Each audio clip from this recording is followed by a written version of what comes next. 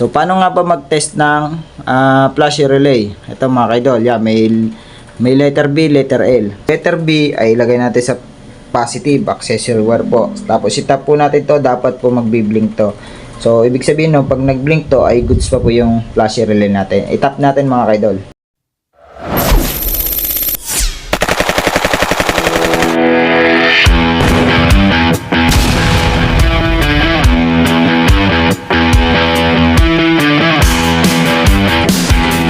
So yun, good day po mga kaidol. Ito may panibago na naman po tayong tutorial.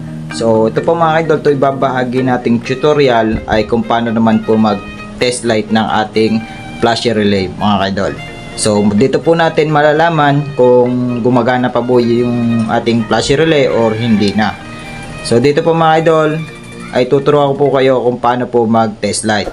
So kung makikita nyo dito mga kaidol ay meron po siyang letter, yan letter B at saka yung letter L.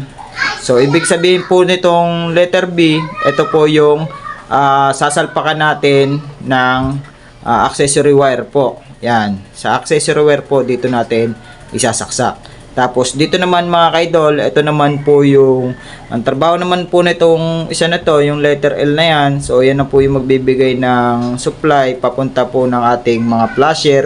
So yan na po yung nagpapatay sindi. Yan. So ito na po yung nagpapatay sindi. Kaya po nagbi-blink po yung ating mga flasher. So ito po yun mga idol. Gawa po ng flasher relay. Yan mga idol. So paano nga ba mga idol malalaman kung sira na po yung ating flasher relay? So halimbawa mga idol, tinest light po natin to. Sinulpakan natin to ng accessory wire. Tapos gumamit tayo ng test light. Yan. Tinest natin to. Hindi na po siya umilaw, ibig sabihin nun, sira na po yung ating relay po, yung flash relay natin. So sa mga Yamaha, so iba naman po doon mga idol, mga Yamaha na motor. So yung mga flash relay po niya ay minsan po hindi po siya nagbi-blink pag ginamitan po natin ng test light. Yan, nakapasok na dito accessory wire, tapos ginamitan natin ng test light. So hindi po siya magbi-blink, naka-steady lang po. Yan, naka-steady lang po. Ganun po sa mga Yamaha. So pag lang po magbi-blink 'yon mga kaidol, pagka kumpleto po yung ating ilaw. So kumpleto po, gumagana po lahat. 'Yon, doon lang po magbi-blink. Doon lang po gagana yung relay na pang Yamaha kasi may ano 'yon, may capacity po 'yun mga kaidol. May inaabot na volts. Yan. So sana dapat ma-meet niya yung ano niya, meron po kasing volta yung ano natin, yung relay natin, flash relay ng Yamaha, may capacity po. Yan. So sa mga Honda naman, mga Honda, sa mga China motor, so yung flash relay naman, halimbawa pag umistak naman din yung yung letter L, pag gumamit kayo ng test light na hindi na po nag-blink yung flasher, so ibig sabihin nun, sira na po. Yan, dalawa pong klase kasi yung relay na yan mga idol, hindi po pares ng Yamaha. Kasi pag sa Yamaha po, pag gumamit kayo ng test light, tinest nyo to, ay hindi po siya nag-blink, nag-steady lang po siya. So goods pa po yun, yung sa Yamaha na yun. Wag lang pong pag tinest nyo ay hindi na po umilaw yun, ibig sabihin nun, sira na po yung relay. So pagka yung naman mga idol sa Yamaha ninyo, napundi po yung isang bumbilya, tapos pag nag-flasher kayo, naka-steady lang. So, asira lang po nun yung bumbilya.